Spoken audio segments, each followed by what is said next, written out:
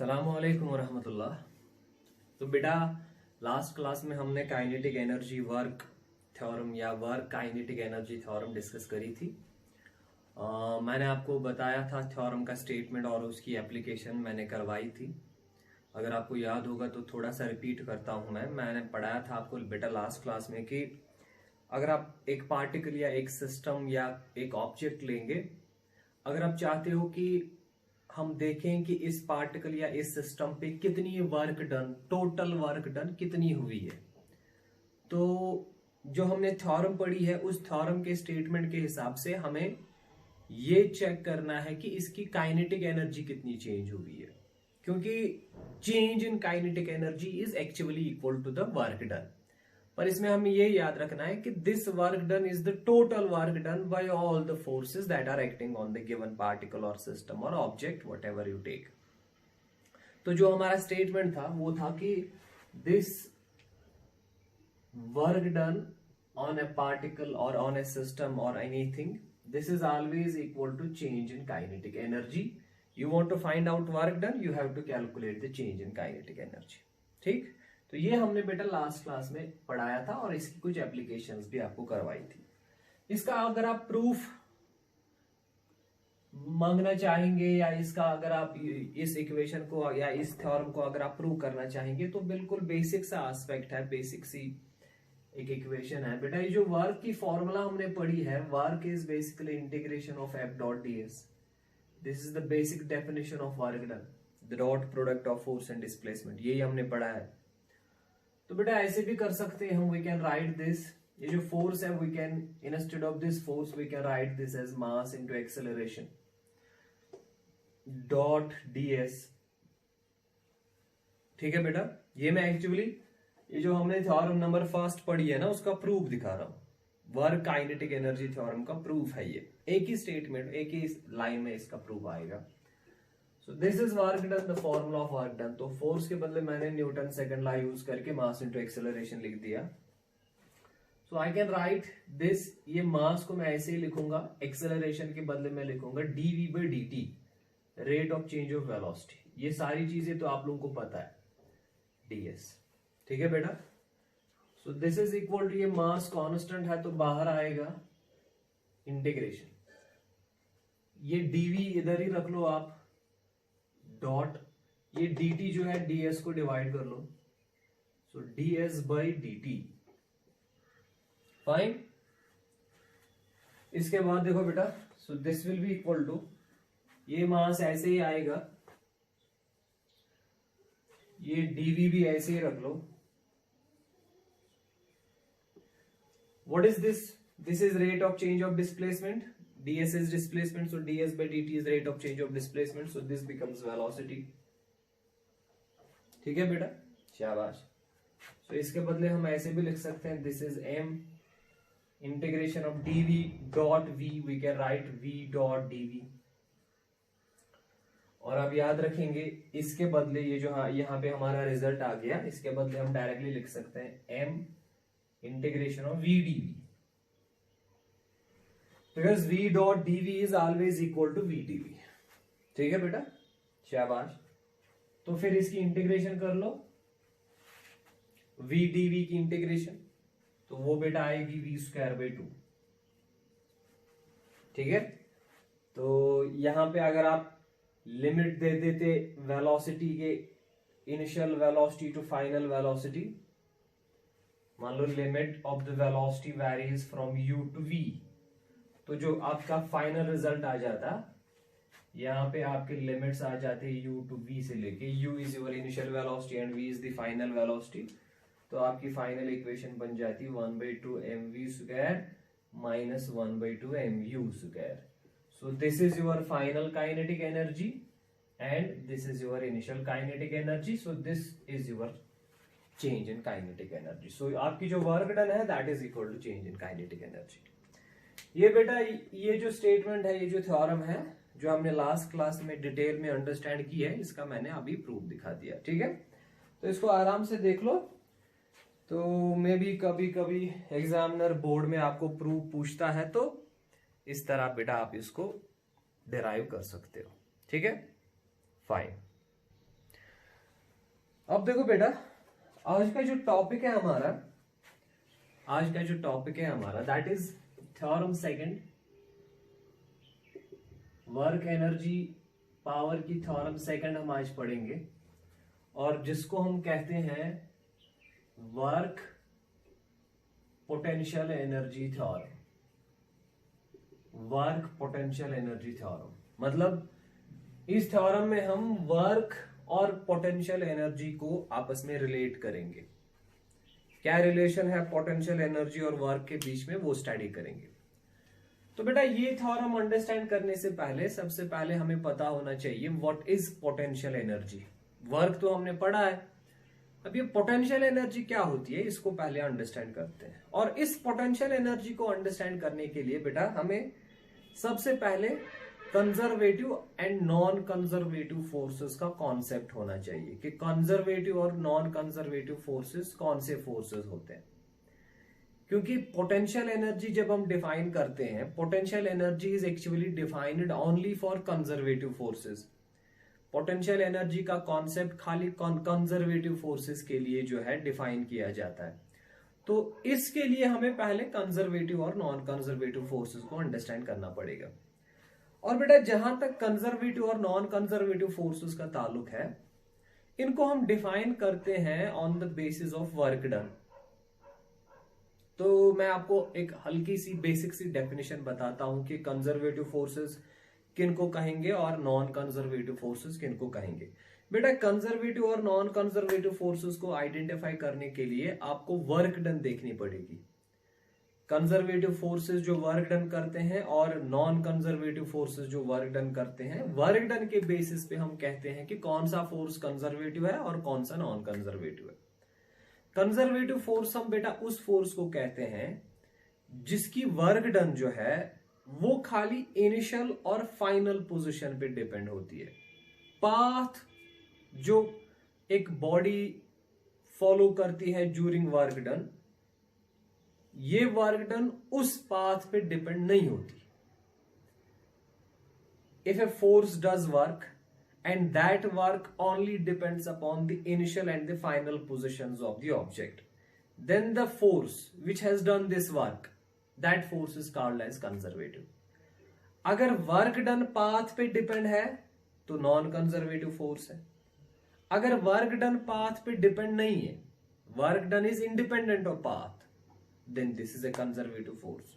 मतलब ऐसे आपको समझाता हूं बेटा, मान लो हमारे पास ये पोजीशन ए है and this is position B, ठीक है। ये दो पोजीशंस हमने सिलेक्ट कर लिए, एक ए और दूसरी बी। एक ऑब्जेक्ट है हमारे पास, दिस इज एन ऑब्जेक्ट, और इस ऑब्जेक्ट पे एक फोर्स एक्सर्ट हो रहा है, suppose the force is a.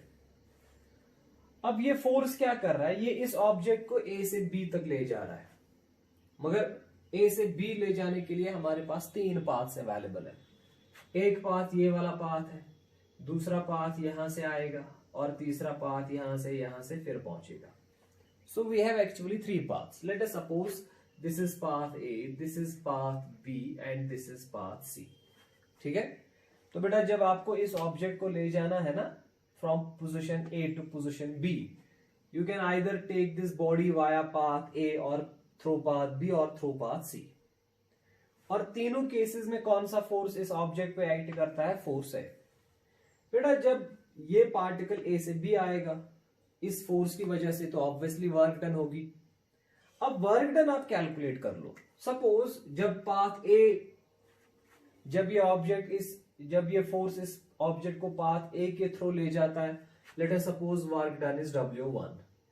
Path B के थ्रू मान लो work done is W2 and path C के through let us suppose work done is W3। बेटा अगर आप देखेंगे तीनों केसेस में, चाहे पाथ ए हो, बी हो या सी हो, तीनों पाथ्स में जो इनिशियल और फाइनल पोजीशन है वो सेम है।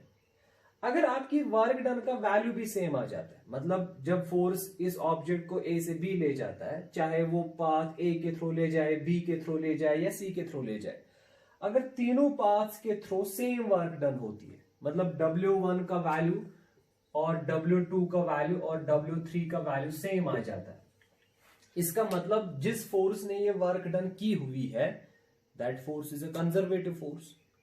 तो कंजर्वेटिव फोर्स ऐसा फोर्स है जिसकी वर्क डन जो है वो पाथ पे डिपेंड नहीं है।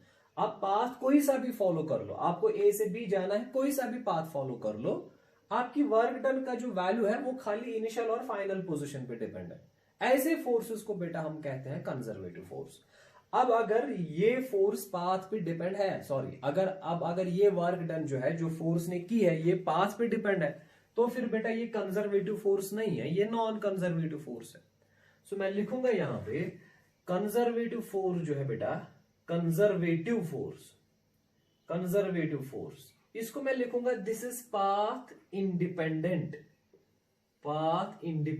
ये पाथ पे डिपेंड नहीं होता। फिर किस पे डिपेंड होता है बेटा? ओनली डिपेंड्स अपॉन, ये खाली किस पे डिपेंड है? Initial and final position. ये खाली इनिशियल एंड फाइनल पोजीशंस पे डिपेंड है। इसकी जो वर्क डन है बेटा वो खाली इनिशियल और फाइनल पोजीशंस पे डिपेंड है। इसको हम पाथ इंडिपेंडेंट फोर्स भी कहते हैं, कंजर्वेटिव फोर्स को। नॉन कंजर्वेटिव तो इसके अपोजिट हो गया, जो पाथ पे डिपेंड है, कौन सा पाथ फॉलो होता है, अकॉर्डिंगली वर्क डन का वैल्यू डिफरेंट आ जाता है। कंजर्वेटिव फोर्स को ऐसे भी देख सकते हैं। मान लो आपने ए से स्टार्ट किया ऑब्जेक्ट, इसको आपने बी तक ले लिया, फिर बी से वापस लाया आपने इसको, तो आपने एक क्लोज्ड पाथ फॉलो किया है। मान लो एक्स से किसी ऑब्जेक्ट को आपने स्टार्ट किया, तो एक ऑब्जेक्ट को आपने एक्स से मूव करवाया फिर वापस एक्स पे ही लाया, इसको क्लोज्ड पाथ कहते हैं बेटा। अगर आप इसकी वर्क डन कैलकुलेट करेंगे ना इन ए क्लोज्ड पाथ, अगर उसका वैल्यू 0 आ जाता है, तो फिर जो ये फोर्स है ना जिसने ये वर्क डन किया, दैट्स अ कंजर्वेटिव। तो कंजर्वेटिव फोर्स को आप ऐसे भी डिफाइन कर सकते हो, the work done by conservative. ये मान लो एक प्रॉपर्टी है कंजर्वेटिव फोर्स की, तो इन्हीं प्रॉपर्टीज के जरिए हम पहचानते हैं कि कौन कंजर्वेटिव फोर्स कौन सा है। इन्हीं प्रॉपर्टीज के जरिए फिर डिफाइन होता है कंजर्वेटिव फोर्स। तो कंजर्वेटिव फोर्स की एक प्रॉपर्टी है कि the work done by conservative force in a closed path is always 0। अगर इनिशियल और फाइनल पोजीशन आपकी सेम है, आपने ऑब्जेक्ट को जहां से स्टार्ट किया है फिर आपने घुमा के उसको वहीं पे वापस लाया है, अगर आपकी वर्क डन का वैल्यू 0 आ जाता है, देन द फोर्स, जिस फोर्स का जो वर्क डन 0 आ जाता है वो फोर्स जो है वो बेटा कंजर्वेटिव फोर्स है। The work done by conservative force in a closed path is always 0। समझ आ रहा है? So conservative force is a path independent force and the work done by this conservative force in a closed path or in a round trip, closed trip, is always 0. And the best example of this conservative force, इस conservative force की अगर आपको example बेटा देखनी होगी, the best example is gravitational force and electrostatic force बेटा, the force because of masses and the force due to charges जो है those are conservative forces। और आप याद रखेंगे कंजर्वेटिव फोर्सेस के कॉन्टेक्स्ट में ही पोटेंशियल एनर्जी डिफाइन होती है, या आप याद रखेंगे पोटेंशियल एनर्जी का कॉन्सेप्ट तभी आएगा जब कंजर्वेटिव फोर्स आएगा। इसीलिए आप देखेंगे जब हम ग्रेविटी पढ़ेंगे, ग्रेविटी एक यूनिट है हमारा, उसमें बेटा ग्रेविटेशनल पोटेंशियल एनर्जी का एक कॉन्सेप्ट आएगा। 12th में आपका एक यूनिट है इलेक्ट्रोस्टैटिक्स, उसमें भी पोटेंशियल एनर्जी का कॉन्सेप्ट आएगा जिसको हम इलेक्ट्रोस्टैटिक पोटेंशियल एनर्जी कहते हैं, क्योंकि gravity and electrostatic force these are basically conservative forces and potential energy is always defined for conservative forces. इसीलिए इन दो यूनिट्स में, एक तो ग्रेविटेशन और इलेक्ट्रोस्टैटिक्स, इन दो यूनिट्स में हम पोटेंशियल एनर्जी का जो है वो बेटा कॉन्सेप्ट फिर से डिस्कस करेंगे। So these are the examples of conservative force. And the best example of non-conservative force is the friction. Friction जो है बेटा, this is an example of non-conservative force. Friction जब वर्क डन करती है, याद रखिए that work done is always path dependent. कौन सा पाथ फॉलो होता है उस पाथ पे डिपेंड है। ग्रेविटी अगर वर्क करेगी ये पाथ पे डिपेंड नहीं है। मान लो ये मेरे पास एक ऑब्जेक्ट है, इसको मुझे यहां से यहां ले आना है, यहां से यहां, तो अगर आप यहां से यहां ग्रेविटी की वर्क डन देखेंगे ना कितनी होगी, तो मैंने इसको डायरेक्ट लाया, मेरी इनिशियल पोजीशन ये है, फाइनल पोजीशन ये है, अब मुझे इसको यहां से यहां लाना है। अब मैं चाहे यहां से लाऊं, डायरेक्ट यहां से लाऊं, ऐसे ऐसे करके कोई भी पाथ आप फॉलो कर लो, अगर आपकी इनिशियल और फाइनल पोजीशन सेम है, हर एक केस में work done by gravity same आएगी and in each case that will be approximately equal to mgh। समझ आ रहा है? So gravity is a conservative force, electrostatic force is a conservative force, but this friction is a non conservative force. ठीक है बेटा? So this was all about conservative and non conservative forces. ठीक है, शाबाश। अब देखो बेटा, अब हम आएंगे पोटेंशियल एनर्जी के कॉन्सेप्ट की ओर। चलो, अब हमने अंडरस्टैंड किया कि कंजर्वेटिव फोर्स और नॉन कंजर्वेटिव फोर्स क्या होता है। अब चलो हम बेटा डिफाइन करते हैं पोटेंशियल एनर्जी को। ये पोटेंशियल एनर्जी जो है इसको अंडरस्टैंड करते हैं, इसका कॉन्सेप्ट जो है वो अंडरस्टैंड करते हैं। बेटा बड़ा ही इंपॉर्टेंट टॉपिक है ये, बहुत ही इंपॉर्टेंट कॉन्सेप्ट है इसका, इसको अंडरस्टैंड कर लो आप। बेटा पोटेंशियल एनर्जी के लिए आप याद रखेंगे कि पोटेंशियल एनर्जी एक ऑब्जेक्ट के पास कब होती है। पहला क्वेश्चन यही है कि जैसे हमने काइनेटिक एनर्जी में पढ़ा कि एक ऑब्जेक्ट कब काइनेटिक एनर्जी पॉजेस करेगा। दूसरा क्वेश्चन होता है हमें, जब हमने पहले क्वेश्चन का आंसर दे दिया कि कब होती है एक बॉडी के पास काइनेटिक एनर्जी, दूसरा क्वेश्चन होता है फिर मैग्नीट्यूड का कि कितनी होगी इसके पास काइनेटिक एनर्जी। यही दो क्वेश्चंस का आंसर हमें पोटेंशियल एनर्जी में भी देना है। पहला क्वेश्चन कि एक ऑब्जेक्ट कब पोजेस करेगा पोटेंशियल एनर्जी, अब दूसरा क्वेश्चन है फिर कि कितनी होगी इसके पास पोटेंशियल एनर्जी। अब बेटा पहले क्वेश्चन का जो आंसर है उसको कॉन्सेप्ट, इसमें कॉन्सेप्ट लगता है और दूसरे क्वेश्चन के आंसर में हमारी इक्वेशन लगती है। तो बेटा जहां तक पोटेंशियल एनर्जी का सवाल है, आप याद रखेंगे कि एक ऑब्जेक्ट कब पोजेस करेगा पोटेंशियल एनर्जी। बेटा दो केसेस में, इसके लिए दो केसेस हैं, दो केसेस में एक ऑब्जेक्ट के पास पोटेंशियल एनर्जी होती है, याद रखेंगे। So an object possesses potential energy when an external conservative force is acting on it. This is very important. Is acting on it. बेटा पहला केस, एक ऑब्जेक्ट के पास पोटेंशियल एनर्जी कब होगी बेटा, जब उस पे एक एक्सटर्नल कंजर्वेटिव फोर्स एक्ट करेगा। अब वो कंजर्वेटिव फोर्स फिर चाहे ग्रेविटेशन हो, फिर चाहे इलेक्ट्रोस्टैटिक हो, फिर कोई और कंजर्वेटिव फोर्स हो, अगर एक ऑब्जेक्ट पे एक्सटर्नल कंजर्वेटिव फोर्स एक्ट कर रहा है तो उसके पास पोटेंशियल एनर्जी होगी। नंबर 1। नंबर 2, दूसरा केस कब एक ऑब्जेक्ट पोजेस करेगा potential energy, when an internal restoring force is acting on it. बेटा दिस इज वेरी इंपॉर्टेंट। दूसरा केस, एक ऑब्जेक्ट के पास पोटेंशियल एनर्जी तब होगी जब उस पे एक इंटरनल रेस्टोरिंग फोर्स एक्ट करेगा, और इंटरनल रेस्टोरिंग फोर्स एक्ट तभी करता है जब एक बॉडी की शेप या साइज आप चेंज करोगे। आपके पास स्प्रिंग है, स्प्रिंग की शेप या स्प्रिंग का साइज आप चेंज कर लो, उसमें पोटेंशियल एनर्जी आएगी। आपके पास कोई बॉडी है, उसकी शेप या साइज चेंज कर लो, उसको बेंड कर लो, उसको कंप्रेस कर लो, उसको इलोंगेट कर लो। इस इलोंगेशन, बेंडिंग या कंप्रेशन से क्या होता है, उसमें एक इंटरनल फोर्स डेवलप होता है जिसको रेस्टोरिंग फोर्स कहते हैं। इस रेस्टोरिंग फोर्स की वजह से उस बॉडी में एक एनर्जी स्टोर हो जाती है, स्टोर रहती है, जिसको हम पोटेंशियल एनर्जी कहते हैं। And to be more precise बेटा, उस पोटेंशियल एनर्जी को हम कहते हैं इलास्टिक पोटेंशियल एनर्जी। ये जो दूसरा केस है, इस वाली पोटेंशियल एनर्जी को हम कहते हैं इलास्टिक पोटेंशियल एनर्जी।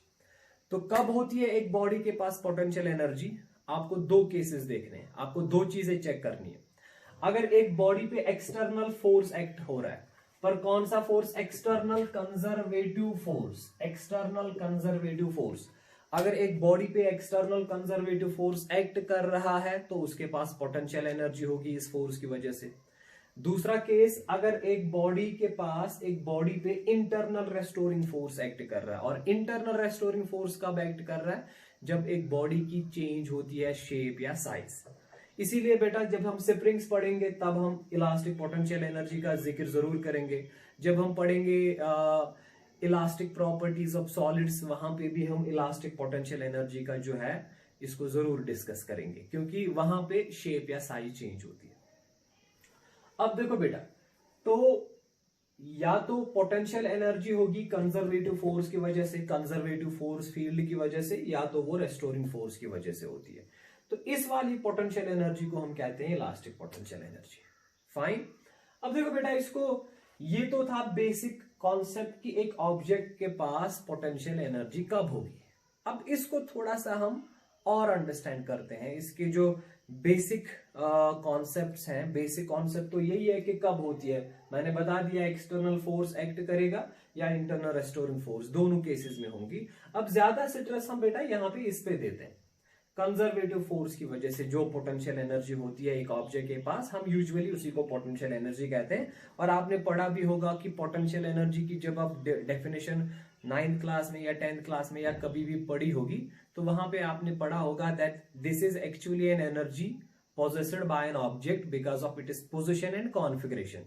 बेटा this is your position and this is your configuration. But position के लिए याद रखना है, this is actually potential energy is actually because of position, but position in A given force field. Position का basically concept यहां पे इसलिए आ जाता है क्योंकि डिफरेंट पोजिशन पे डिफरेंट फोर्स एक्ट करेगा। अगर इस पे मान लो यहाँ पे ग्रेविटेशनल फोर्स एक्ट कर रहा है तो इसके पास पोटेंशियल एनर्जी होगी। अब मैंने इसकी पोजीशन चेंज कर दी, इसको यहां पे लाया, तो बेटा यहां पे अब इस पे ग्रेविटेशनल फोर्स अगर एक्ट करेगा, मे बी उसका मैग्नीट्यूड डिफरेंट होगा। यहां पे एक मैग्नीट्यूड था, यहां पे दूसरा मैग्नीट्यूड है, तो यहां पे इसके पास एक पोटेंशियल एनर्जी होती, एक मैग्नीट्यूड होता पोटेंशियल एनर्जी का और यहाँ पे दूसरा मैग्नीट्यूड होता है। तो डिफरेंट पोजीशन पे डिफरेंट वैल्यू होगा कंजर्वेटिव फोर्स का एंड अकॉर्डिंगली डिफरेंट मैग्नीट्यूड होगा पोटेंशियल एनर्जी का। इसीलिए हम कहते हैं potential energy is because of position. But position कहां पे? इन ए कंजर्वेटिव फील्ड, उस फील्ड में जहां पे इस पे कंजर्वेटिव फोर्स एक्ट करेगा। तो बेटा बताओ, क्या मेरे पास अभी पोटेंशियल एनर्जी है? आपको सिंपली देखना है कि अगर मुझ पे कोई एक्सटर्नल कंजर्वेटिव फोर्स एक्ट कर रहा है तो मेरे पास पोटेंशियल एनर्जी है, अगर नहीं कर रहा है तो नहीं है। तो बेटा पोटेंशियल एनर्जी एक बॉडी की जीरो कब होती है?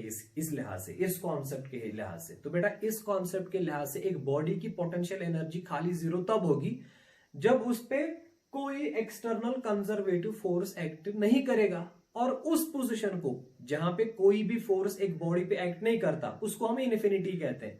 तो इन्फिनिटी एक ऐसी जगह होती है जहां पे एक बॉडी पे कोई भी एक्सटर्नल फोर्स एक्ट नहीं करता। जब कोई फोर्स एक्ट नहीं करता तो उस पे जो है एक्सटर्नल कंजर्वेटिव फोर्स जीरो होगा, तो उसकी जो पोटेंशियल एनर्जी उस पोजीशन पे होगी वो जीरो होगी। तो याद रखेंगे एट इन्फिनिटी बेटा पोटेंशियल एनर्जी को हम डिनोट करते हैं यू से। At infinity potential energy of an object is always zero. क्यों? इसका लॉजिक क्या है? क्योंकि इन्फिनिटी उसी पोजीशन को कहते हैं जहां पे एक ऑब्जेक्ट पे एक्सटर्नल कंजर्वेटिव फोर्स एक्ट नहीं करता है। तो मान लो अगर मैं अभी सरफेस ऑफ अर्थ पे खड़ा हूं, क्या मेरी पोटेंशियल एनर्जी होगी? डेफिनेटली होगी। बेटा ये जो आपने याद रखा है ना पोटेंशियल एनर्जी की फॉर्मूला mgh है, तो h is the height from the surface. Surface पे हाइट जीरो होती है तो पोटेंशियल एनर्जी जीरो होती है। नहीं बेटा, this is misleading, this is a misconception, this is a wrong concept that have been created in the minds of students। नहीं बेटा, सरफेस पे मैंने आपको अगर चेक करना है पोटेंशियल एनर्जी है कि नहीं है, उसके लिए ये मैंने आपको कॉन्सेप्ट बता दिया। सरफेस पे अगर आप हो, मान लो मैं अभी अर्थ के सरफेस पे हूं, आपको खाली देखना है क्या मेरे पे कोई फोर्स एक्सर्ट हो रहा है, क्या अर्थ मेरे पे ग्रेविटेशनल फोर्स एक्सर्ट कर रही है? डेफिनेटली कर रही है। जब मैं सरफेस पे होता हूं तो आई फील ग्रेविटेशनल फोर्स। इसका मतलब मेरे पे एक्सटर्नल कंजर्वेटिव फोर्स है तो मेरे पास एनर्जी होगी, पोटेंशियल एनर्जी। तो बेटा सरफेस पे पोटेंशियल एनर्जी जीरो नहीं होती। ये तो एजम्पशन है, हम एज्यूम करते थे कि सरफेस पे आप इसको रेफरेंस पॉइंट मान के ले लो, तो यहाँ पे आप एज्यूम कर लो पोटेंशियल एनर्जी जीरो है। नहीं, जीरो तो एक ही जगह होती है जहां पे फोर्स ही नहीं होगा। अगर आप अर्थ से बहुत दूर जाएंगे, इतना दूर कि उस पोजीशन पे अर्थ का कोई भी फोर्स उस ऑब्जेक्ट पे वहां पे नहीं एक्ट करेगा, तो उसको आप इन्फिनिटी कह सकते हो। तो आप ये कह सकते हो कि वहां पे जो है उस ऑब्जेक्ट की पोटेंशियल एनर्जी जीरो होगी। इवन अगर आप अर्थ के सेंटर में जाएंगे, एक इंपॉर्टेंट कॉन्सेप्ट यहाँ पे ये आ जाता है। मैं कह रहा हूं बेटा एक ऑब्जेक्ट की पोटेंशियल एनर्जी जीरो तब होती है जब इस पे कोई एक्सटर्नल फोर्स एक्ट नहीं करेगा। इसके बेसिकली दो मीनिंग है यहाँ पे। इसको बेटा थोड़ा सा मैं एक्सप्लेन करूंगा फिर से, क्योंकि बड़ा ही इंपॉर्टेंट, पोटेंशियल एनर्जी में तो कॉन्सेप्ट ही ज्यादा इंपॉर्टेंट है। इसकी इक्वेशन सिंपल है बेटा, देखो अगर एक्सटर्नल फोर्स जीरो है, therefore potential energy will also be zero. अगर एक ऑब्जेक्ट पे एक्सटर्नल कंजर्वेटिव फोर्स जीरो है तो पोटेंशियल एनर्जी भी जीरो है। पर याद रखिए ये जो मैंने एक्सटर्नल फोर्स जीरो लिखा ना, इसके दो मतलब है। या तो एक बॉडी पे कोई भी फोर्स एक्ट नहीं कर रहा है, इस वजह से उस पे एक्सटर्नल फोर्स जीरो है, या तो इस बॉडी पे बहुत सारे फोर्सेस एक्सर्ट हो रहे हैं पर उनका जो रिजल्टेंट है वो जीरो है। This is a different case. और जो केस मैं यहां पे लिख रहा हूं, पोटेंशियल एनर्जी खाली जीरो तब होती है जब एक बॉडी पे कोई भी फोर्स एक्ट नहीं करेगा। अगर एक बॉडी पे फोर्सेस एक्ट कर रहे हैं, मान लो ये एक बॉडी है, इस पे यहां से एक कंजर्वेटिव फोर्स एक्सर्ट हो रहा है F, यहां से भी एक कंजर्वेटिव फोर्स एक्सर्ट हो रहा है, दोनों का मैग्नीट्यूड सेम है और डायरेक्शन अपोजिट है, तो नेट कंजर्वेटिव फोर्स बेटा इस पे कितना एक्सर्ट होगा? जीरो। क्या इसकी पोटेंशियल एनर्जी जीरो होगी? नहीं, इसकी पोटेंशियल एनर्जी बेटा जीरो जो है वो नहीं होगी, इसकी पोटेंशियल एनर्जी होगी। तो फिर किस केस में पोटेंशियल एनर्जी जीरो होगी? उस केस में जिसमें एक ऑब्जेक्ट पे कोई भी फोर्स एक्सर्ट नहीं करेगा, वो खाली इन्फिनिटी पे वो केस है। मान लो मैं अर्थ के सेंटर पे जाता हूं, this is earth and here I place an object at the centre of earth. बेटा सेंटर ऑफ अर्थ पे एक ऑब्जेक्ट पे ग्रेविटेशनल फोर्स जीरो होता है, पर जीरो होने का क्या मतलब है? क्या इस पे कोई भी फोर्स नहीं होता और the resultant force is zero? बेटा सेंटर ऑफ अर्थ पे रिजल्टेंट फोर्स जीरो होता है, क्योंकि यहाँ पे इसको अर्थ यहां से भी फोर्स एक्सर्ट करती है, यहां से भी, यहां से भी, यहां से भी, नेट फोर्स जीरो होता है। तो अगर यहाँ पे नेट फोर्स जीरो होता है, इसका मतलब यहाँ पे सेंटर ऑफ अर्थ पे जाएंगे तो ग्रेविटी है, ग्रेविटेशनल फोर्स चारों और है, पर उसका जो इफेक्ट है वो नेट इफेक्ट जीरो है, रिजल्टेंट फोर्स जीरो आ जाता है। तो क्या बेटा सेंटर ऑफ अर्थ पे एक ऑब्जेक्ट की पोटेंशियल एनर्जी होगी? डेफिनेटली होगी, पोटेंशियल एनर्जी होगी, क्योंकि फोर्स है, फोर्स कैंसिल हो रहा है। पोटेंशियल एनर्जी खाली उस जगह पे नहीं होती जहां पे टोटली कोई फोर्स ना हो, जहां पे एक ऑब्जेक्ट पे कोई भी फोर्स एक्सर्ट नहीं करेगा। रिजल्टेंट जीरो नहीं, वो वाला केस नहीं जहां पे टोटली कोई फोर्स है ही नहीं। तो खाली आप याद रखेंगे खाली एक मान लो, और इन्फिनिटी बेसिकली उसी पोजीशन को कहते हैं जहां पे फोर्स होगा ही नहीं। ये मान लो चार्ज है, अगर मैं यहां पे आपको दिखाता हूं, ये मान लो मेरे पास एक पॉजिटिव चार्ज है, इसका जो फील्ड है ना, मान लो वो ये है, ये जो मैंने सर्कल इसके अराउंड डाल दिया ये इसका फील्ड है। फील्ड से क्या मुराद है? फील्ड से मतलब है कि इसका जो फोर्स है, ये चार्ज जो है ये किसी दूसरे चार्ज पे फोर्स एक्सर्ट कर सकता है इसी रीजन में, जिस रीजन के अंदर अंदर ये किसी चार्ज पे फोर्स एक्सर्ट कर सकता है ना, इसको उस रीजन को कहते हैं इसका फील्ड। अगर इस रीजन के बाहर आप किसी चार्ज को रखेंगे तो ये चार्ज उस पर फोर्स एक्सर्ट नहीं कर सकता, क्योंकि इसका फील्ड यहीं तक है। अब मान लो ये हमारे पास चार्ज Q1 है, अगर मैंने चार्ज Q2 को इसके फील्ड में डाल दिया, इसका क्या मतलब है? क्या ये चार्ज इस पे फोर्स एक्सर्ट कर पाएगा? हाँ करेगा। तो इसका मतलब है इस चार्ज की पोटेंशियल एनर्जी इस पोजीशन पे होगी। क्यों? क्योंकि इस पे फोर्स एक्सर्ट हो रहा है, ठीक है। और इसी तरह अब अगर इस चार्ज को आप यहां ले जाएंगे, हाँ, अब ये इसके फील्ड के बाहर आ गया, क्या ये चार्ज इस Q2 पे इस पोजीशन पे कोई फोर्स एक्सर्ट कर सकता है? नहीं। तो इसका मतलब ये जो है ना अभी, ये अभी इन्फिनिटी पे है, क्योंकि फोर्स ही नहीं एक्सर्ट हो रहा है। तो अगर ये इन्फिनिटी पे है तो यहां पे इसकी पोटेंशियल एनर्जी होगी जीरो। समझ आ रहा है? तो यहां पे डाल दो, यहां पे रख दो, यहां पे रख दो, यहां पे रख दो, जब तक ये फील्ड में है तब तक इसके पास पोटेंशियल एनर्जी होगी। जब ये फील्ड से बाहर गया पोटेंशियल एनर्जी जीरो। इसीलिए बेटा एक और बात यहां पे ये आ जाती है कि potential energy is always associated with A system. एक आइसोलेटेड पार्टिकल, एक आइसोलेटेड ऑब्जेक्ट की पोटेंशियल एनर्जी की बात हम कभी नहीं करते। इस पॉइंट को मैं थोड़ा सा एक्सप्लेन करता हूं। बेटा सिस्टम का मतलब है कम से कम एक सिस्टम में आपके पास दो पार्टिकल्स होने चाहिए, दो मासेस होने चाहिए या दो चार्जेस होने चाहिए। अगर आपके पास मान लो एक आइसोलेटेड पार्टिकल है, ये एक आइसोलेटेड मास है। आइसोलेटेड का मतलब है इसके आसपास कोई भी दूसरा मास नहीं है। अगर ये आइसोलेटेड है, क्या इस पे ग्रेविटेशनल फोर्स एक्सर्ट हो सकता है कहीं से? नहीं, क्योंकि ये आइसोलेटेड है, इसके आसपास तो कोई मास है ही नहीं, इस पे फोर्स कौन एक्सर्ट करेगा? जब तक इस पे फोर्स एक्सर्ट नहीं होगा क्या इसकी पोटेंशियल एनर्जी होगी? नहीं होगी। तो इसका मतलब पोटेंशियल एनर्जी आइसोलेटेड सिस्टम के लिए डिफाइन, आइसोलेटेड पार्टिकल के लिए डिफाइन नहीं होगी। अब मैंने इसकी विसिनिटी में एक और मास को ला दिया, एक और मास को लाया, अब ये इस पे फोर्स एक्सर्ट करेगा, ये उस पे फोर्स एक्सर्ट करेगा। अब इस पे फोर्स है है कौन सा फोर्स, ग्रेविटेशन। ग्रेविटेशन कौन सा फोर्स है, कंजर्वेटिव। तो इसके पास अब पोटेंशियल एनर्जी होगी। अब पोटेंशियल एनर्जी इसकी भी होगी, इसके पास भी होगी। अब ये सिस्टम की पोटेंशियल एनर्जी बन गई है। तो एक सिस्टम में कम से कम कितने पार्टिकल्स होने चाहिए, दो, या तो दो मासेस या दो चार्जेस, दो से ज्यादा भी हो कोई प्रॉब्लम नहीं है, पर आइसोलेटेड नहीं होना चाहिए। सो बेटा this is the concept of potential energy. एक बॉडी कब पोजेस करती है पोटेंशियल एनर्जी, जब एक्सटर्नल कंजर्वेटिव फोर्स होगा, ठीक है। जीरो कब होती है, जब कोई भी फोर्स नहीं होगा, और ऐसी पोजीशन को हम इन्फिनिटी कहते हैं, ठीक है। या दूसरा केस मैंने बता दिया जिसको हम एक्सप्लेन करेंगे आराम से अलग से भी, जब हम सिंपल हार्मोनिक मोशन पढ़ेंगे वहां पे भी इसका कॉन्सेप्ट आएगा। जब हम इलास्टिक प्रॉपर्टीज ऑफ सॉलिड्स पढ़ेंगे वहां पे भी इलास्टिक पोटेंशियल एनर्जी का कॉन्सेप्ट आएगा।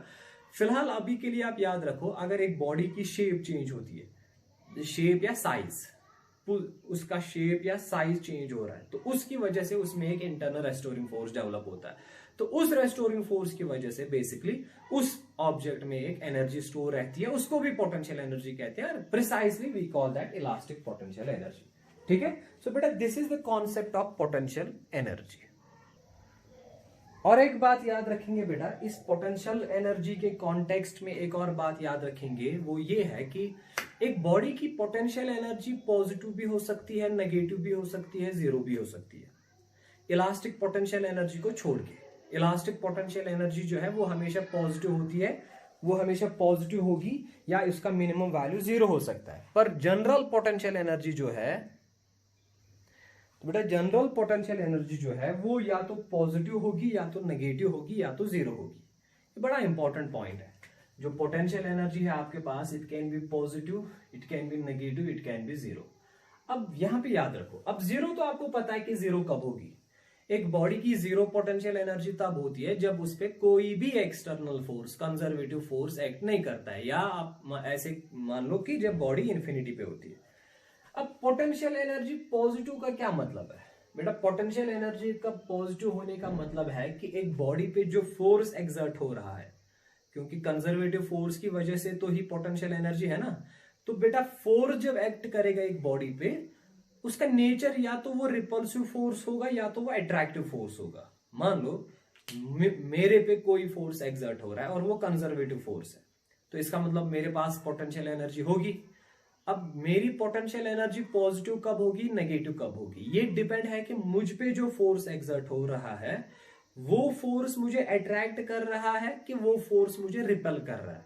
अगर फोर्स रिपल्सिव है, अगर फोर्स रिपल्सिव है तो उस रिपल्सिव फोर्स की वजह से जो पोटेंशियल एनर्जी होगी वो पॉजिटिव होती है। अगर फोर्स अट्रैक्टिव है तो इसका मतलब है जो उसकी वजह से, अट्रैक्शन की वजह से जो पोटेंशियल एनर्जी है वो बेटा हमेशा नेगेटिव होती है। तो इसका मतलब अगर एक बॉडी के पास पोटेंशियल एनर्जी 20 जूल है, प्लस 20 जूल, 20 जूल का मतलब है कि फोर्स है इस पे एक्सर्ट हो रहा है, कंजर्वेटिव फोर्स है, प्लस 20 जूल का मतलब है जो फोर्स इस पे एक्सर्ट हो रहा है वो रिपल्सिव फोर्स है। इसी तरह एक बॉडी की एनर्जी -20 जूल हो सकती है। यहाँ पे माइनस का क्या मतलब है? Negative sign of potential energy indicates that the corresponding force which is acting on this body is attractive. ठीक है बेटा? So potential energy can be positive, it can be negative, it can be zero. Zero मतलब कोई force है ही नहीं, positive मतलब repulsive force है, नेगेटिव मतलब अट्रैक्टिव है। पर बेटा अगर हम इलास्टिक पोटेंशियल एनर्जी की बात करेंगे, इलास्टिक पोटेंशियल एनर्जी जो है, इलास्टिक पोटेंशियल एनर्जी वो हमेशा होती है पॉजिटिव, उसका मिनिमम वैल्यू जो है वो जीरो है। जब भी एनर्जी स्टोर रहती है ना in the form of because of those restoring forces, वो वाली एनर्जी स्प्रिंग में चाहे स्टोर हो, किसी रॉड में स्टोर हो, इलॉन्गेशन या कंप्रेशन की वजह से, वो वाली एनर्जी हमेशा पॉजिटिव होती है और उसका मिनिमम वैल्यू जो है वो जीरो होता है। ठीक है, शाबाश। चलो, this was all about potential energy. इसके जो डिफरेंट एस्पेक्ट्स हैं वो हमने बेटा अंडरस्टैंड कर लिए। अब देखो बेटा, यहां पे एक इंपॉर्टेंट पॉइंट है। अब एक इंपॉर्टेंट चीज जो हम डिस्कस करने जा रहे हैं वो है वर्क पोटेंशियल एनर्जी थ्योरम। अब हम आगे हैं, अपना जो हमारा मेन टॉपिक था वर्क पोटेंशियल एनर्जी, इस स्टेटमेंट को हम अब एक्सप्लेन करेंगे। ठीक है, this is very important theorem. मैंने कहा इस यूनिट में हम 3 थ्योरम्स डिस्कस करेंगे। पहली थ्योरम जो हमने प्रीवियस क्लास में डिस्कस कर ली है वर्क काइनेटिक एनर्जी थ्योरम, और आज जो हम डिस्कस करेंगे वो है वर्क पोटेंशियल एनर्जी थ्योरम। तो इसके लिए हमने पोटेंशियल एनर्जी पहले अंडरस्टैंड कर लिया। नेक्स्ट क्लास में जो थ्योरम हम डिस्कस करेंगे that is work and mechanical energy theorem. तो अब हम बेटा इस थ्योरम की ओर आएंगे। बेटा ये जो थ्योरम है ना, इसका स्टेटमेंट आप सुन लो। पहले स्टेटमेंट वैसा ही है जैसे पहले थ्योरम का था। ये स्टेटमेंट, ये जो थ्योरम है इसका स्टेटमेंट है कि अगर आप एक ऑब्जेक्ट लेंगे, एक सिस्टम लेंगे या कोई भी पार्टिकल लेंगे, अगर आप देखेंगे कि इस पे जो है कंजर्वेटिव फोर्सेस ने टोटल वर्क डन कितनी की है। याद रखो बेटा, पहले थ्योरम में मैंने कहा था total work done by all the forces, चाहे वो इंटरनल फोर्स हो, एक्सटर्नल फोर्स हो, कंजर्वेटिव हो, non conservative, that total work done is equal to change in kinetic energy. पर आज की थ्योरम है the total work done by all the conservative forces, only conservative forces, is equal to change in potential energy. This is very important. तो मैं यहां पे statement लिखता हूं, मैं लिखूंगा बेटा the work done bye all the conservative forces on a particle ले लो या ऑब्जेक्ट ले लो या सिस्टम ले लो, ठीक है, is equal the work done by all the conservative forces on a particle or an object is equal to negative times, negative is very important, negative times change in potential energy.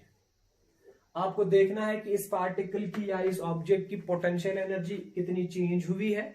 That change in potential energy is equal to work done. So sentence statement, mathematical statement वही आएगा, W is equal to minus delta U।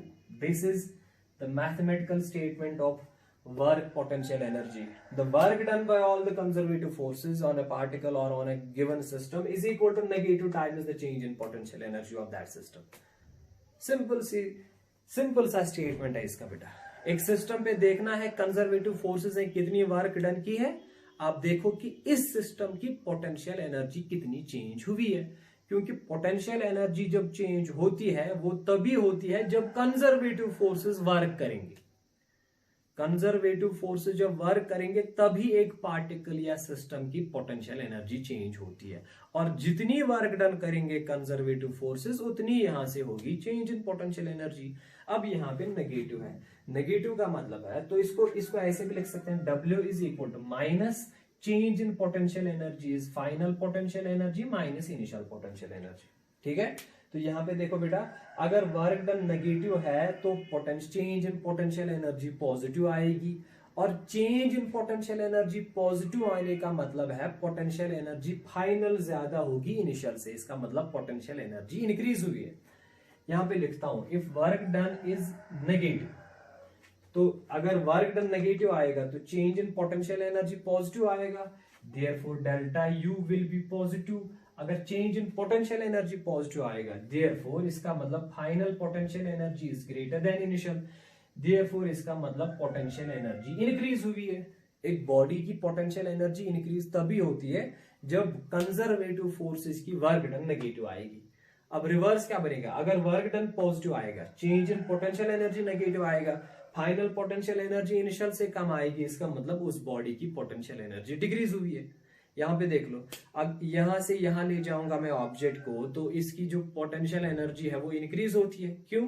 क्योंकि जब आप यहां से यहां ले जाते हैं तो the work done by gravity, क्योंकि ग्रेविटेशन फोर्स अपोजिट है तो डिस्प्लेसमेंट अपवर्ड है, तो वर्क डन नेगेटिव आ रही है। तो जब वर्क डन नेगेटिव आ रही है तो पोटेंशियल एनर्जी पॉजिटिव आएगी, चेंज फाइनल ज्यादा होगी इनिशियल से, उस केस में पोटेंशियल एनर्जी बढ़ेगी, ठीक है। तो बेटा फिर से देख लो, इस स्टेटमेंट को थोड़ा सा और एक्सप्लेन करता हूं मैं, थोड़ा सा मॉडिफाई करेंगे इस इक्वेशन को। तो याद रखेंगे potential energy basically conservative forces के लिए ही डिफाइन होती है, इसलिए हमने कहा कितनी वर्क डन करेंगे conservative forces that will be equal to change in potential energy. इसको ऐसे भी लिख सकते हैं, so delta U is equal to minus W। एक ही बात है, माइनस यहां लिख लो या यहां लिख लो। So but this is work done by conservative forces. इसके बदले ऐसे भी लिख सकते हैं, this is integration of work done की क्या फॉर्मूला बेटा, F.ds। पर याद रखेंगे this is work done, but this is work done by this force, और ये फोर्स कौन सा फोर्स है बेटा, मैं यहां पे लिखूंगा F जो है, this is a conservative force. This is a conservative force, F जो है ये कंजर्वेटिव फोर्स होना चाहिए, ठीक है। So from position S1 to position S2, so work done by a conservative force is equal to negative time is change in potential energy, ठीक है बेटा। सो अब इसको ऐसे भी लिख सकते हैं, इसको ऐसे भी लिख सकते हैं, डेल्टा यू होता है change in potential energy, that is final potential energy minus initial, this is minus times negative times work done, negative times अब work done is F dot ds, ठीक है, from position S1 to position S2। अब हम बेटा याद रखेंगे एक important modification यहां पे क्या करते हैं, अगर हमें चलो इस इक्वेशन से तो हमें आएगी change in potential energy. Basically मैंने कहा पहले ही आपको, हमारे पास दो क्वेश्चंस होते हैं, एक होता है कि एक बॉडी पोटेंशियल एनर्जी कब पोजेस करेगा, तो उसका आंसर मैंने बता दिया जब फोर्स वगैरह होगा उस पे। अब दूसरा क्वेश्चन है कि कितना एक बॉडी कितनी पोटेंशियल एनर्जी पोजेस करेगा, बेटा उसको हम इस इक्वेशन से निकालते हैं। तो मैग्नीट्यूड अगर आपको पोटेंशियल एनर्जी का निकालना होगा तो ये आपके लिए फॉर्मूला है, पर ये जो है ना ये इक्वेशन, हम मैग्नीट्यूड जो है पोटेंशियल एनर्जी का बेसिकली हम वर्क डन निकालते हैं, तो वर्क डन से हमें आ जाती है पोटेंशियल एनर्जी। पर अगर आप यहाँ पे आराम से देखेंगे, यहाँ पे आप निकाल सकोगे चेंज इन पोटेंशियल एनर्जी, यहां से आपको नहीं आएगी absolute value of potential energy. देखो चेंज और एब्सोल्यूट वैल्यू में फर्क है, एक होता है बताओ इस ऑब्जेक्ट का यहाँ पे कितनी पोटेंशियल एनर्जी है, मतलब एब्सोल्यूट वैल्यू बता दो। दूसरा हो गया इसको मैं लाऊंगा यहां से यहां, तो वहां से यहां तक कितनी चेंज होगी पोटेंशियल एनर्जी। अगर आपको यहां से यहां देखना है चेंज कितनी होगी, आप देखो जब ये यहां से यहां आया तो कंजर्वेटिव फोर्सेस ने यहां से यहां वर्क डन कितनी की, अगर वर्क डन 10 जूल की हुई है तो change in potential energy minus 10 की होगी। पर हमें चेंज नहीं निकालना है, हमें एब्सोल्यूट वैल्यू चाहिए। हमें बताओ यहाँ पे कितनी होगी, हमें ये नहीं चाहिए कि यहां से यहां चेंज कितनी हुई। तो बेटा इसके लिए हम क्या करते हैं, इस इक्वेशन को थोड़ा सा मॉडिफाई करते हैं। हम क्या कहते हैं, हम जब भी हमें किसी पर्टिकुलर पॉइंट पे किसी भी पार्टिकल या ऑब्जेक्ट की पोटेंशियल एनर्जी निकालनी होगी, हम एज्यूम करते हैं कि इसको पहले हम ले जाएंगे इन्फिनिटी पे, फिर इन्फिनिटी से ले आएंगे वहां तक। मान लो यहां पे आपको चाहिए इस मार्कर की पोटेंशियल एनर्जी कितनी है, एब्सोल्यूट वैल्यू। तो मैथमेटिकली हम क्या करते हैं, हम एज्यूम करते हैं कि पहले ये इन्फिनिटी पे था, इन्फिनिटी पे अगर ये था इसकी वहां पे पोटेंशियल इनिशियल क्या थी, फिर 0, फिर इन्फिनिटी से लाएंगे इसको यहां पे, तो फिर हम देखेंगे इन्फिनिटी से यहां तक हमें वर्क डन कितनी हुई, तो वहां से यहां तक लाने में जो वर्क डन हुई वो होगी ना बराबर चेंज इन पोटेंशियल एनर्जी। अब चेंज किसके बराबर, potential energy in this position minus potential energy at infinity. अब इन्फिनिटी पे तो 0 है, तो वहां से आपको डायरेक्टली यहां की पोटेंशियल एनर्जी आ जाएगी। तो इसका मतलब आपको इनिशियल पोजीशन पे पोटेंशियल एनर्जी 0 लेनी पड़ती है, और उस पोजीशन पे जहां आप एज्यूम करोगे ना कि पोटेंशियल एनर्जी 0 है, इसको हम रेफरेंस पॉइंट कहते हैं, या इसको हम डेटम कहते हैं, we call that as datum, या इसको हम कहते हैं रेफरेंस पॉइंट। रेफरेंस पॉइंट उस पॉइंट को लेते हैं जहां पे आप एज्यूम करोगे कि पोटेंशियल एनर्जी 0 है, ठीक है। अब मान लो यहां पे आपने लिया रेफरेंस पॉइंट, तो आपको बी पे निकालनी है पोटेंशियल एनर्जी। अगर ये रेफरेंस पॉइंट है तो यहाँ पे इनिशियल पोटेंशियल एनर्जी 0 है, आपको ऑब्जेक्ट को लाना है ए से बी, फिर आप देखो ए से बी तक वर्क डन कितनी हुई, तो वो वर्क डन बराबर होगी change in potential energy. Change in potential energy है फाइनल माइनस इनिशियल, अब इनिशियल 0 है तो इसका मतलब final potential energy will be equal to work done, ठीक है। तो बेटा बेसिकली हम क्या करते हैं यहाँ पे हम करते हैं कि if this U I is equal to 0, अगर आपने इनिशियल पोटेंशियल एनर्जी 0 ली है तो इसका मतलब इनिशियल पोजीशन जो है ना वो इन्फिनिटी है, ठीक है। इनिशियल पोजीशन इज इन्फिनिटी, क्योंकि इन्फिनिटी पे ही इनिशियल पोटेंशियल एनर्जी 0 होती है। जब आप ये इस इक्वेशन में देंगे तो यहां से आएगा final potential energy, so U F का वैल्यू निकलेगा, इसी को हम पोटेंशियल एनर्जी या एब्सोल्यूट पोटेंशियल एनर्जी कहते हैं। So that will be equal to minus integration of F dot ds। अब लिमिट कहां से कहां आएगा, from infinity to given position. ये बेटा मैथमेटिकल डेफिनेशन आएगी यहां से, potential energy at a given point. So अगर आपको potential energy at a given point define करनी है तो कैसे डिफाइन करते हैं, at a given point potential energy is defined as work done by conservative forces in bringing this object from infinity to this position. फिर से देखो बेटा, अगर आपको किसी भी पॉइंट पे निकालनी है पोटेंशियल एनर्जी, मान लो ये ऑब्जेक्ट है, यहाँ पे इसकी पोटेंशियल एनर्जी कितनी है, तो इस इक्वेशन के हिसाब से यहाँ पे पोटेंशियल एनर्जी निकालने के लिए आप इस बॉडी को पहले इन्फिनिटी पे ले जाओगे, फिर इसको इन्फिनिटी से यहां लाओगे, ठीक है, तो फिर देखोगे वर्क डन कितनी होगी। तो जितनी यहां से यहां लाने में, कहां से कहां लाने में, इन्फिनिटी टू दिस पोजीशन, जितनी आपको वर्क डन कैलकुलेट करनी पड़ेगी, जितनी आपको वर्क डन करनी पड़ेगी, that work done will be equal to it is potential energy at this position but minus times. जितनी वर्क डन करनी पड़ेगी यहां से यहां, उतनी ही इसकी पोटेंशियल एनर्जी होगी। मान लो अगर यहां से यहां आपको इसको लाने में 100 जूल की वर्क डन करनी पड़ेगी, इसका मतलब यहां पे इसकी पोटेंशियल एनर्जी -100 होगी। समझ आ रहा है? सो अगर आपको चेंज इन पोटेंशियल एनर्जी निकालना है, फिर से देखो, delta U change in potential energy, final minus initial, this is minus negative times work done.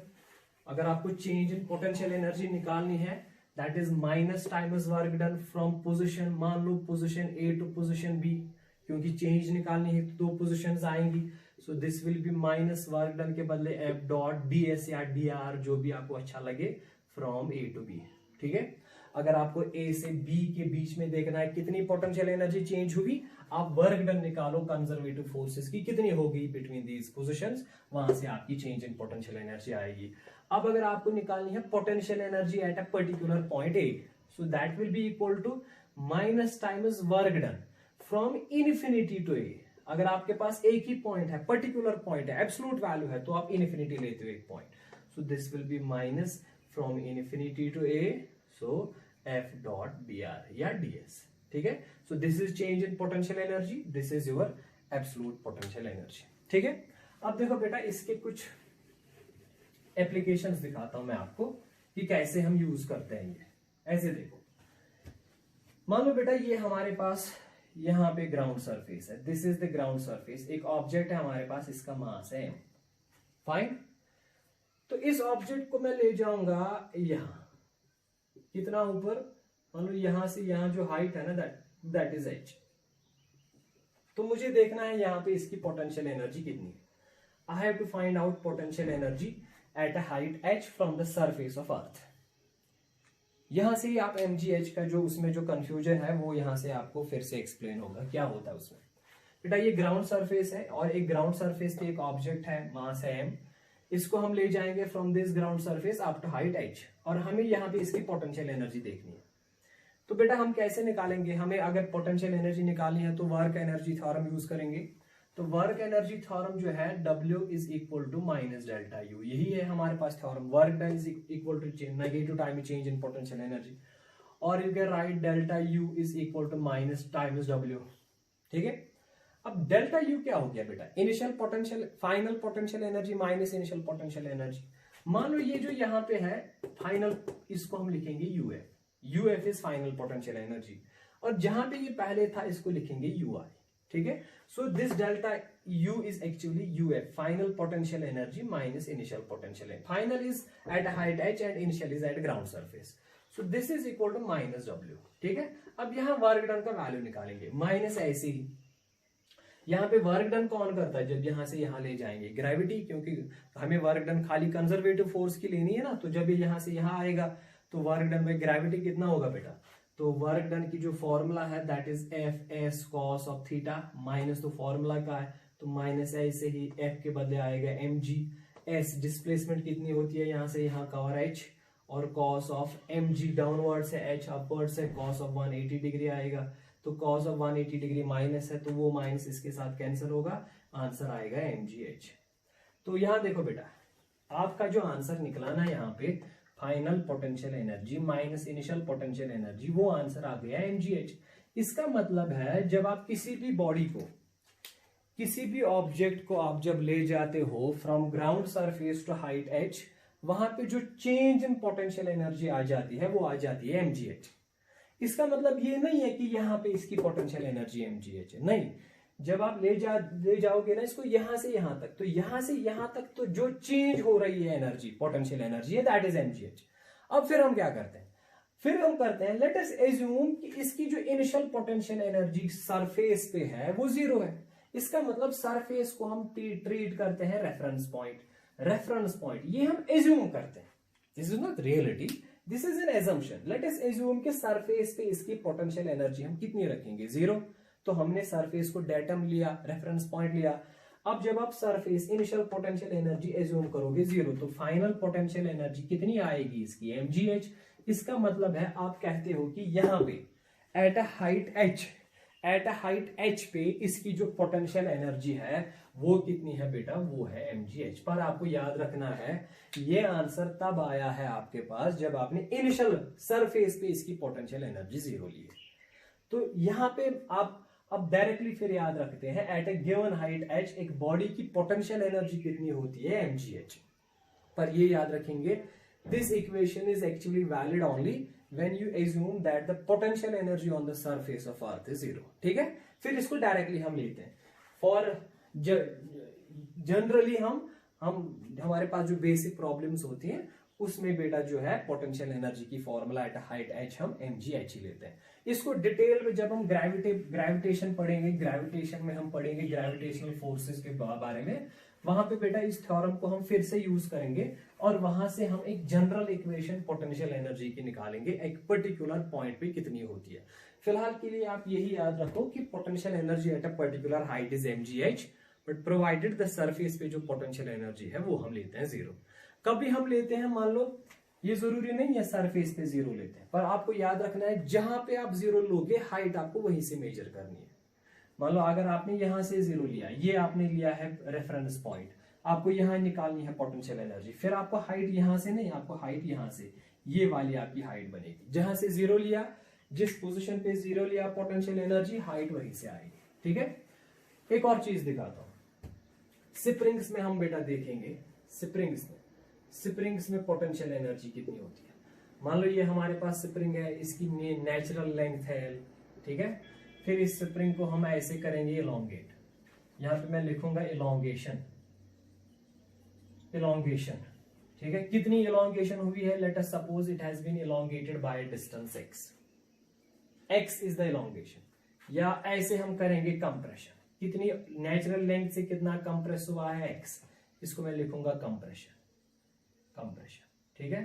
तो यहां पे x is either the elongation और कंप्रेशन। बेटा अगर हमें देखनी है कि इसमें इलास्टिक पोटेंशियल एनर्जी कितनी स्टोर होगी, तो हम क्या करते हैं, delta U is equal to minus W, delta U is change in potential energy, so minus work done किसके बराबर, F dr या F डॉट ds जो भी है बेटा, ठीक है। सो F स्प्रिंग में फोर्स कौन सा आ जाता है, restoring force, that is kx, ds के बदले dx ही लिखो, एक ही बात है, ds is small displacement, dx is also small displacement, और आएगा बेटा cos ऑफ 180 डिग्री। क्यों देखो यहाँ पे इलोंगेशन आउटवर्ड है, तो ये जो फोर्स यहाँ पे जो इलोंगेशन हो रही है, x का जो वैल्यू है इज इंक्रीजिंग आउटवर्ड्स, और जो रेस्टोरिंग फोर्स है वो इनवर्ड्स है।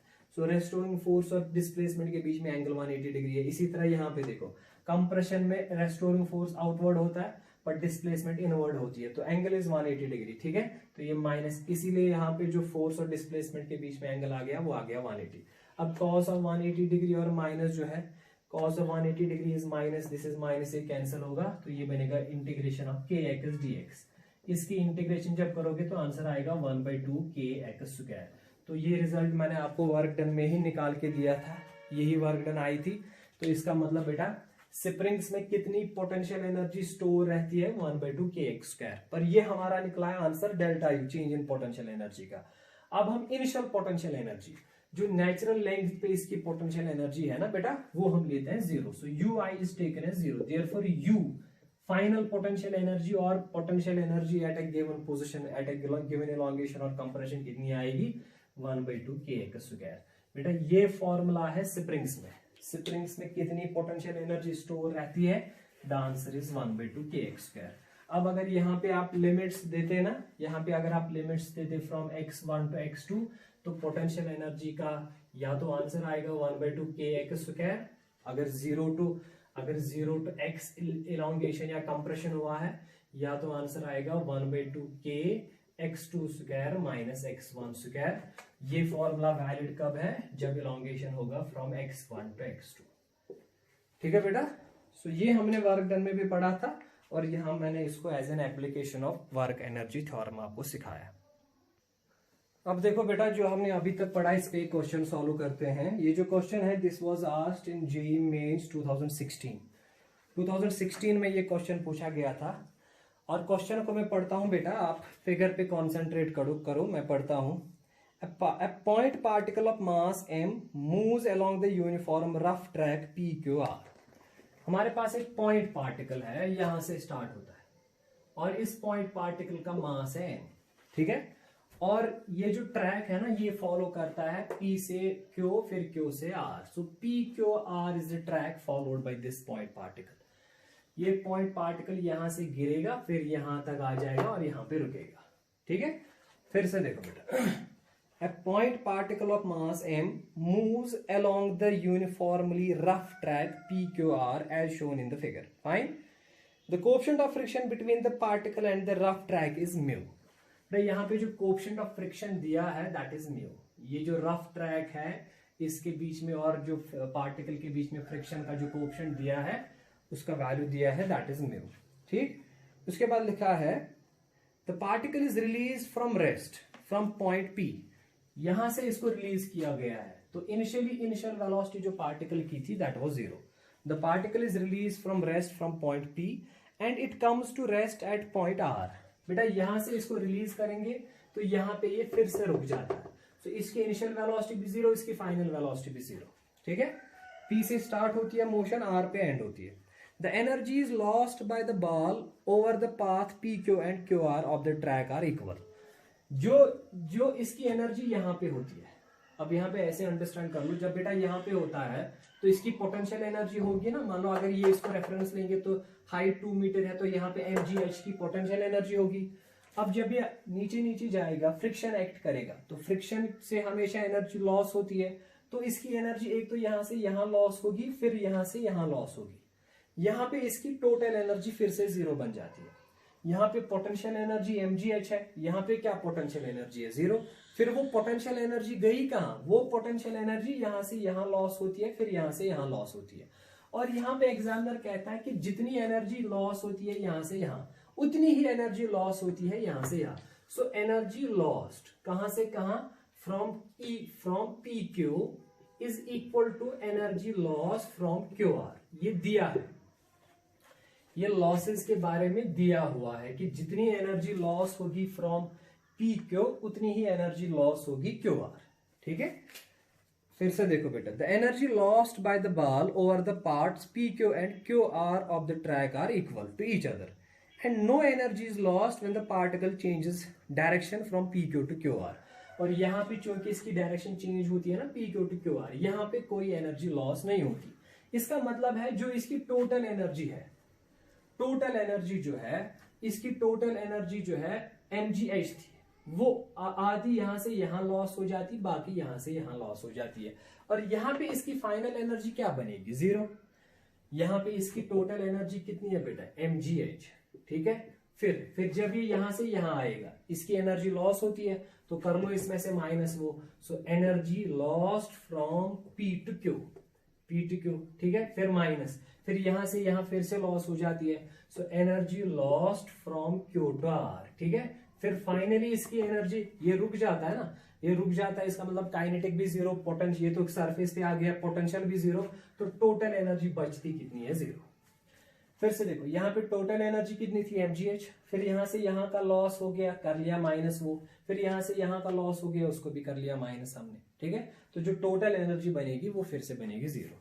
इसीलिए लिखता है कि यहाँ पे जो है, यहाँ जब होती है ना डायरेक्शन चेंज, यहाँ पे कोई लॉस नहीं होता। तो हमें क्या करना बेटा, the value of coefficient of friction and the distance QR।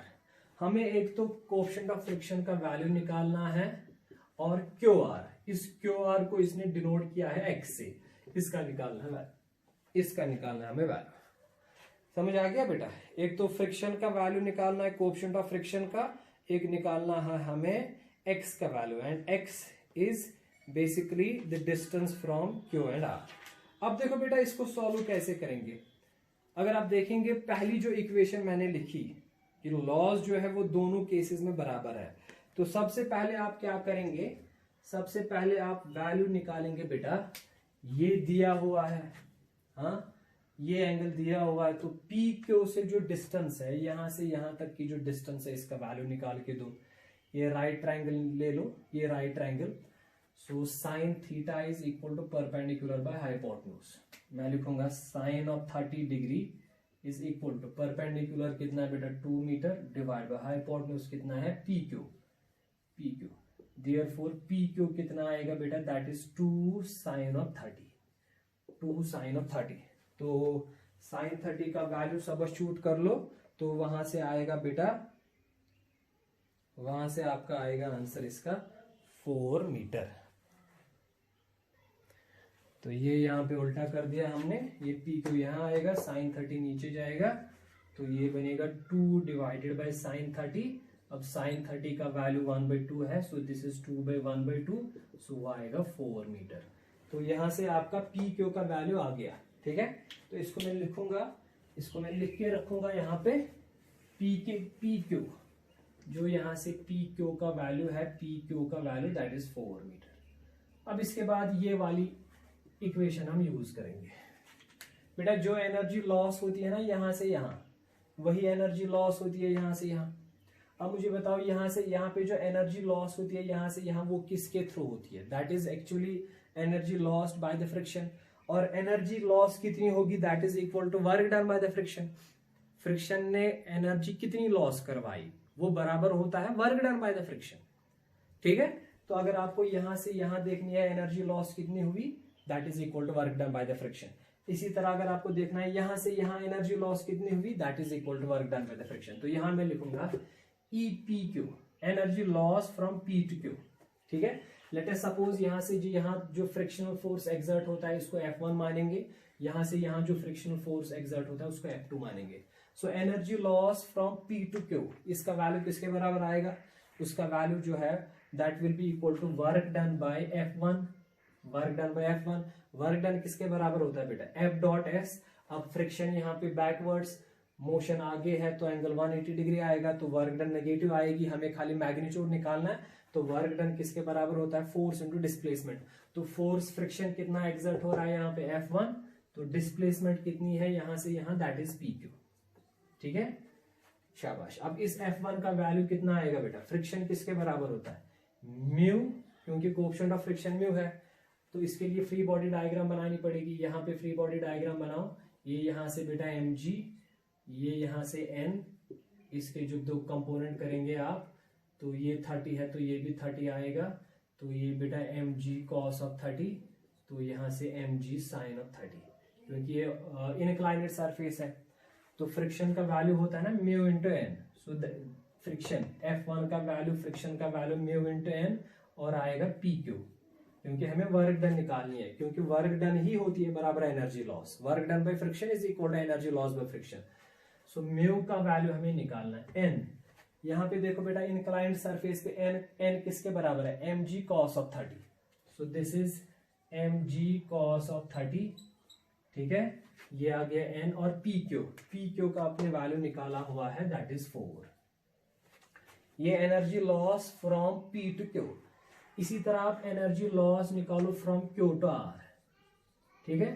तो that will be work done by friction F2। यहां से यहां कितनी एनर्जी लॉस होगी, that will be equal to इस F2 ने कितनी वर्क डन यहां से यहां की है, तो वर्क डन यहां पे भी नेगेटिव आएगी, हमें मैग्नीट्यूड लेना है that is F2, force into displacement यहां से यहां क्यूब से आर, सो क्यू आर। अब फ्रिक्शन, यहाँ पे फ्रिक्शन अगर आप यहाँ फ्री बॉडी डायग्राम बनाएंगे तो ये आएगा आपका n, ये आएगा mg, ठीक है।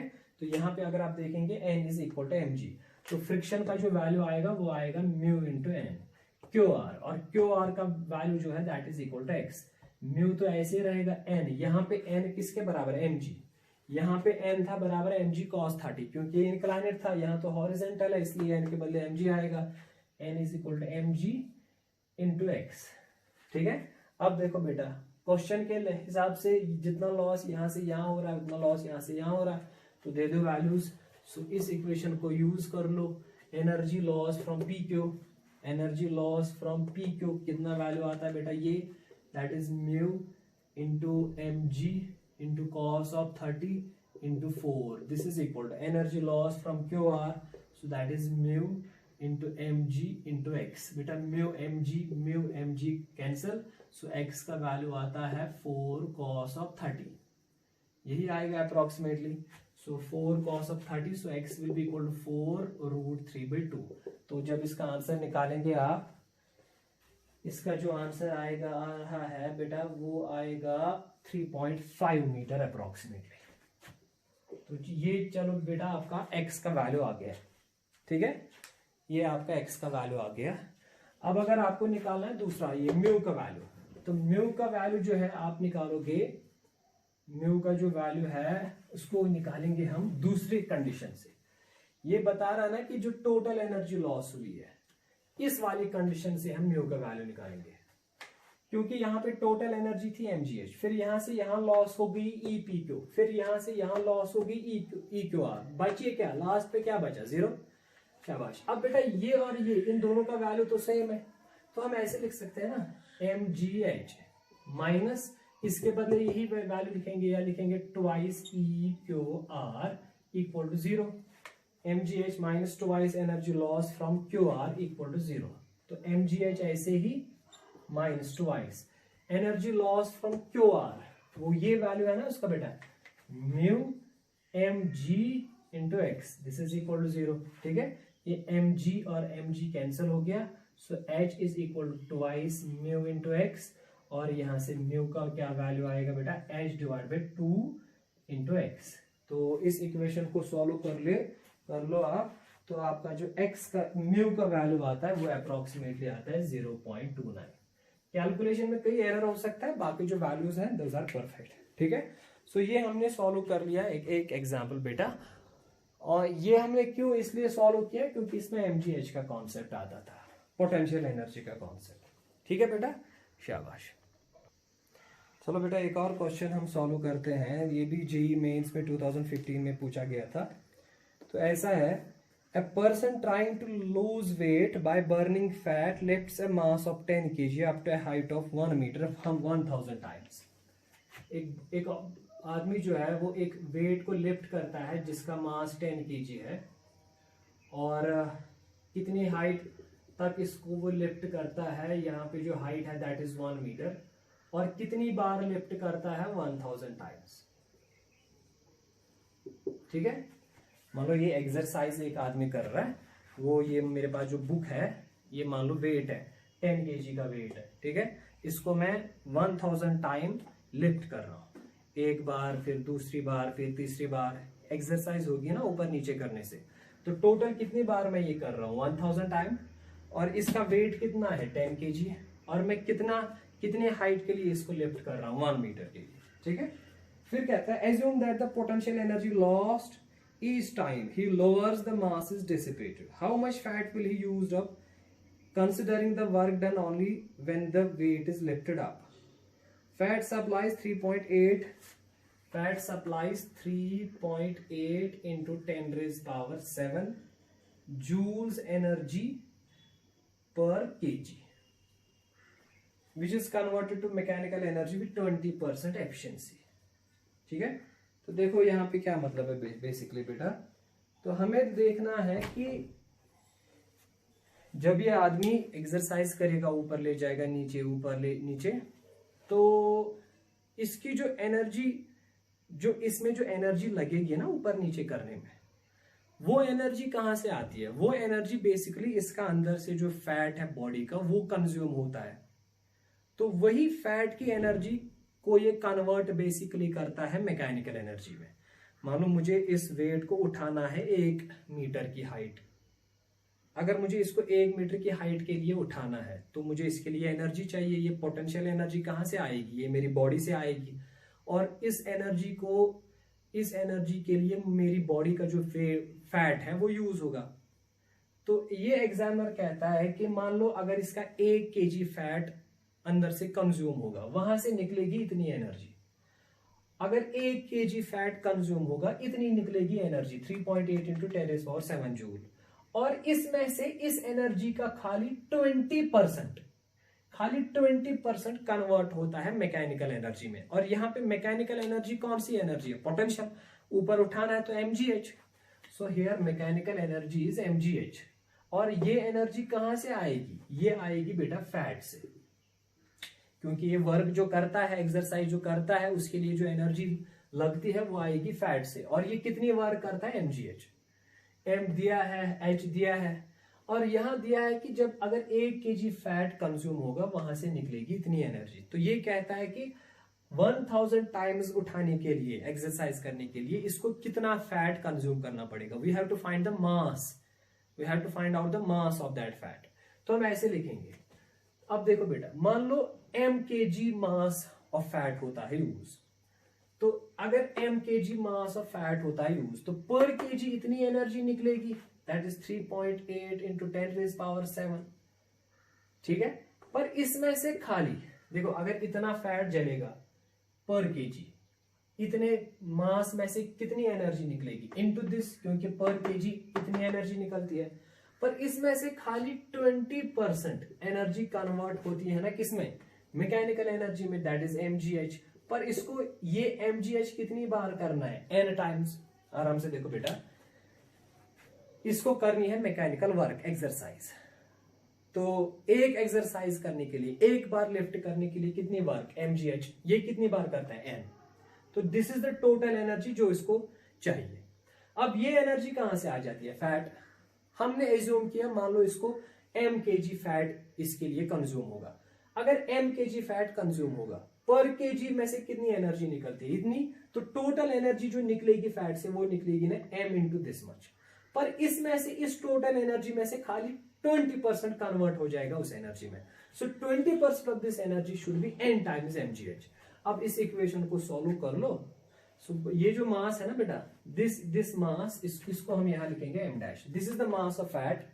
ये बेटा फैट है, और ये जो मास है यहाँ पे, this is the mass of the weight, ये जो लिफ्ट करता है। तो m डैश का वैल्यू इस इक्वेशन से आप कैलकुलेट कर लो। ठीक है। अब यहां देखो 20% इज 1/5, ये भी दिया है, n 1000 है, m है 10, g भी 10, h है 1 मीटर। इस इक्वेशन को सॉल्व करके आप m डैश का वैल्यू निकालो। ठीक है, शाबाश। अब देखो बेटा, स्प्रिंग पे एक क्वेश्चन करते हैं। हमारे पास क्वेश्चन है massless spring of spring constant k। हमारे पास एक मासलेस स्प्रिंग है, इसका स्प्रिंग कांस्टेंट k है। ठीक है। इसके बाद लिखा है has extension y and potential energy. अभी जो इनिशियल एक्सटेंशन है ना इसका, वो y है, और इसके पास जो एनर्जी स्टोर्ड है that is e। y is the initial extension, मतलब ये ऑलरेडी एक्सटेंशन, ये ऑलरेडी इलोंगेटेड है, इसका इनिशियल एक्सटेंशन y है, और इसके पास जो एनर्जी है दैट इज e।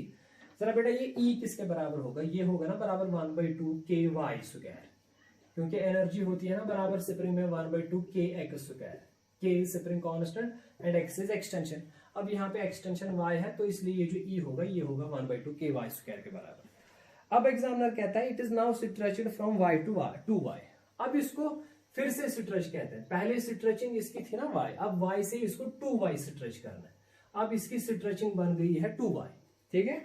और इसकी जो then increase in it is potential energy, आपको इंक्रीज इन पोटेंशियल एनर्जी निकालना है। इंक्रीज मतलब चेंज। देखो बेटा कैसे, जब इसकी स्ट्रेचिंग y थी तो एनर्जी थी 1/2 ky स्क्वायर। अब जब इसकी स्ट्रेचिंग 2y है तो एनर्जी बनेगी 1/2 k 2y का होल स्क्वायर। ठीक है। सो इसको सॉल्व कर लो। This is 1/2 k 2y is 4y square. ठीक है। इसके बदले आप लिख सकते हैं 4 पहले, फिर लिखोगे 1/2 ky स्क्वायर। अब 1/2 ky स्क्वायर पे इसने कहा था ना e, so this is e। अगर इसकी पहले एनर्जी e थी, अब इसकी एनर्जी बन गई है 4e। ठीक है। सो एग्जामिनर कहता है find the increase in potential energy. Increase in potential energy हो गया ना change in potential energy, that is final minus initial. Final energy कितनी बनी है अब इसकी? 4e। इनिशियल कितनी थी? e। So change in potential energy is 3। समझ आ रहा है? शाबाश।